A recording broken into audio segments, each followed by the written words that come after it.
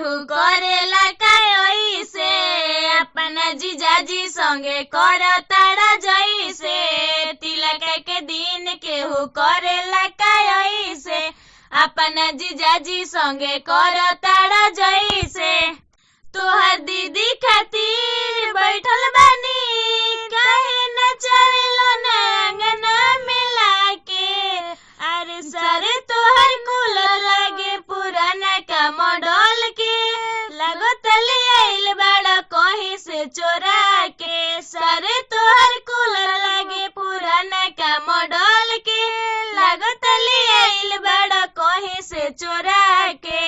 छोड़ जाए दोए जीजा खिसियाइल ना जला माना करो जनी तना भाव खाइल ना जला छोड़ जाए दोए जीजा खिसियाइल ना जला माना करो जनी तना भाव खाइल ना जला हो तू घात कइले बाड़ोए सरवाजी मुहा चोर भइल बाड़ोए सरवाजी तू त घात कइले बाड़ोए सरवाजी मुहा चोर भइल बाड़ोए सरवाजी तोहर दीदी आके देखो नी गजब फीलिंग जागे सरे तोहर फ्रिज लागे पुराना का मॉडल के लगो तले आइल बड़ा कहीं से चोरा के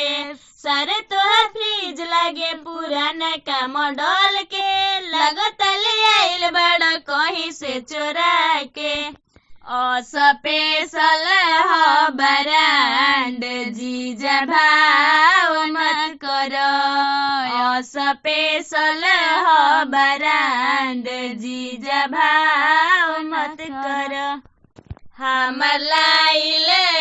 फिर जवाई बर्बाद मत करो हमर लाइल कूलरवा बर्बाद मत करो अरे दूरे दूरे भागे लका दूरे दूरे भागे लका हमसे डेरा के सरे तोहर एसी लागे पुराना का मॉडल के लगत ले आइल बड़ा कहीं से चोरा के सरे तोहर एसी लागे पुराना का मॉडल के लगत ले आइल बड़ा कहीं से चोरा के।